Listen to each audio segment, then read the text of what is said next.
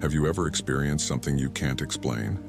Something not truly paranormal but also chilling enough to remember? Well, you aren't alone. People like to call these experiences a glitch in the matrix. Whether you have heard of this or not doesn't matter. What matters is you sitting back, relaxing, and listening to these strange accounts. I felt myself die in another timeline. My mom and I were on the highway driving home, and there was a semi-truck in the lane next to us. Suddenly, the semi swerved into our lane. Luckily, my mom was able to get out of the way before it hit us. But soon after, I began feeling strange. The entire right side of my face felt hot and sticky. I tasted blood and smelled the very pungent scent of gasoline. Then my head and right arm started to ache really badly, and I couldn't feel my legs. Just as soon as the pain started to worsen, it went away, replaced with a cold, eerie chill. I told my mom about this and she couldn't come up with an explanation. I think I was feeling the pain from another timeline, the one where my mom wasn't able to avoid the semi. What do y'all think? I definitely died that day. I'm 40 years old and this happened when I was about 29. A little backstory. I walked everywhere I needed to go. I lived in a small town which made that easy to do. I walked the same way to the same places every day. One day I was headed to work and I stepped out from between two cars to cross the street. I was immediately struck and killed by a large white Escalade. I felt the air pocket and then the sudden acceleration of my body. The person didn't even have time to hit their brakes. However, within the next second I was standing on the sidewalk unscathed and whole. I nearly fell to the ground in shock. I saw and felt my own death and I got a 5-second reset. Gives me the chills to this day. My friend died in 2003, but now he's alive. In 2003, I learned that a school friend had died.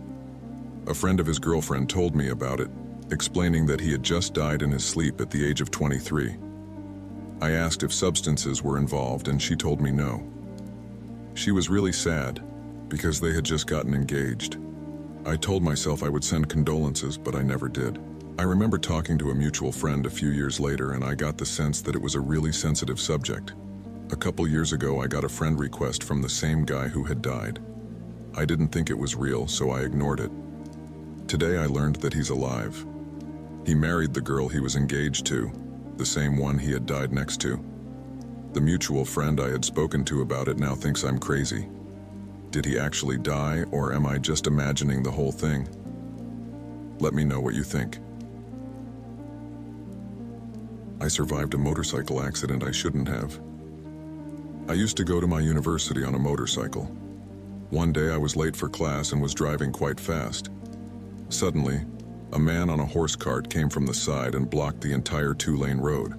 I was going too fast to be able to slow down and was about to crash right into the middle of the horse and the cart. When I was about 5 meters away from the horse cart, I panicked and closed my eyes. When I opened them, I found myself on the side of the road and my bike was stationary next to me. I looked up and the road in front of me was clear. I looked back and the horse cart was still there 15 meters behind me. I never applied my brakes and had apparently teleported 20 meters away safely on the side of the road. Still can't explain it to this day.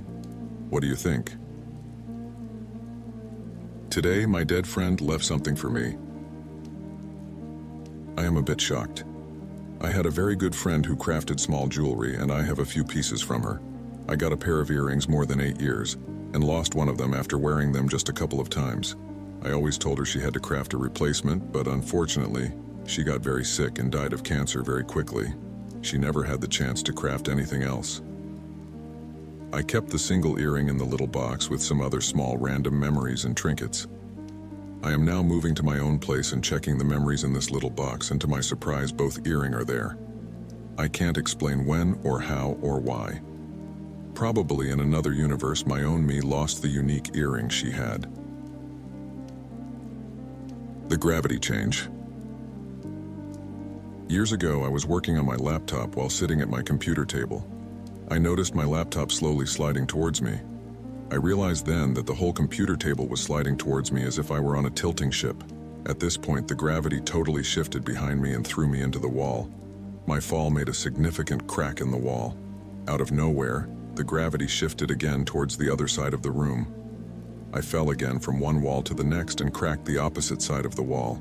This all happened very fast, and I initially thought this might be a really huge earthquake and the ground floor of our house had just collapsed. My room was on the second floor. As soon as I was able to stand up again, I ran through the door. I was very worried about my younger brother who was watching TV on the first floor. As soon as I opened the door, my younger brother looked at me, confused as hell because he said he heard commotion upstairs. Realizing there was no earthquake at all, I was floored. This happened around 10 years ago or so, and to this day, I'm still wondering what actually happened. Time froze. This happened around 2 years ago. I had just gotten off the bus and was waiting for my light to turn green. I had my headphones in, jamming out, and then the light finally turned green. None of the cars were moving, so I assumed there was an ambulance. I took one of my headphones out to listen, but I didn't hear any sirens, so I look around, and not a single person or car is moving. This lasted about a minute. Finally, I figured, fuck it, I'm gonna go. And as soon as my foot hit the pavement, everyone started moving again. The cars, the people.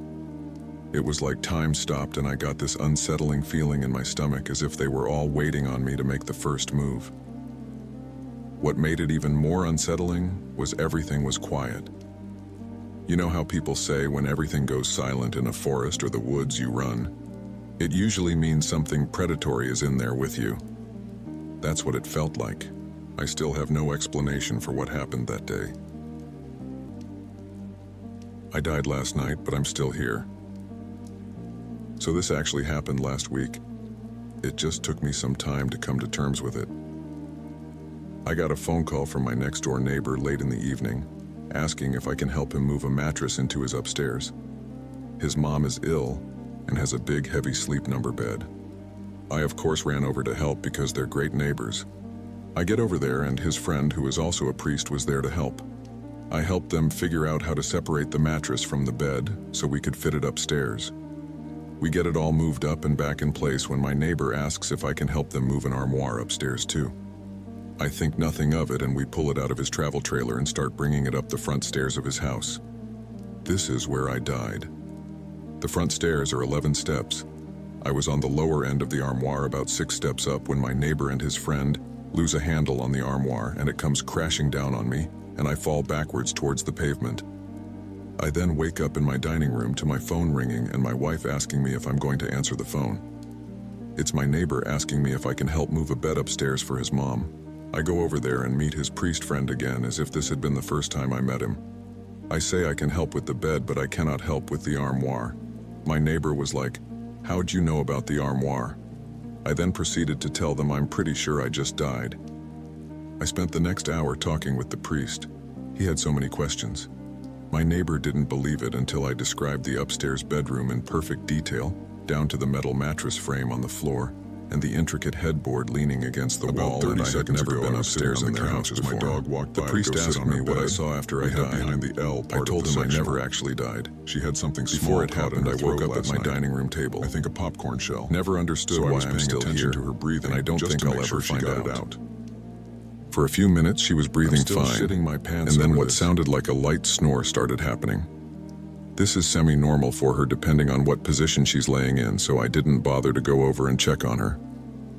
That went on for about 5 minutes until the most disgusting, and to my now realization, terrifying, snore, cough, wheezing sound started happening. I go over to her to make sure she's okay, and the exact moment I looked at her bed, the sound stopped mid-breath, and she wasn't there. She was outside with my parents, had been for around 30 minuets.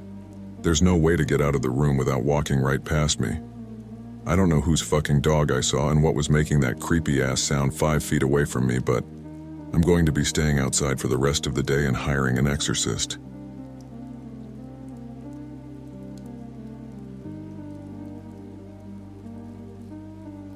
I was 17 at the time, and me and my dad had just finished our fishing trip, and it was almost midnight, mid-fall. When I was about to get in the car, he told me that he did not want me to sit in the front seat on the ride home. We argued about it for about 5 minutes, and he did not give any good reason to why he did not My want me dad's to. gut feeling. So I gave up and got in the back seat. It was pitch black outside. When we had been driving on the main road for about 2 minutes, we saw a car driving in our lane. Right as we were about to collide, my dad swerved into the other lane and so did the car in front of us. I heard my dad say I knew it at the very last second and then I blacked out. I woke up when police showed up at the scene. They helped me out of the car. I was barely conscious and don't remember much after that. Only thing that is still a crystal clear memory is that I saw my dad sitting in the car waving at me with tears in his eyes. When I later asked where my dad was, I was told that he had flown out of the car window and landed only a few feet from the car and passed away later in the ambulance.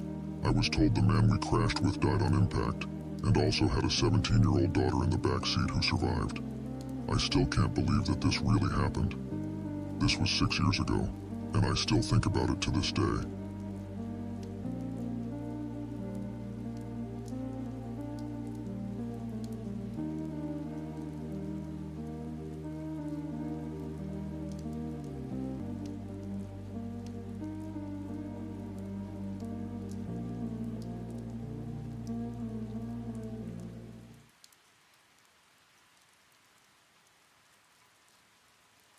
Thank you for sticking around and watching the video.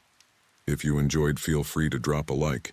And since you are already down there, hit the subscribe button while you are at it. Thanks for all the recent support. I appreciate every one of you.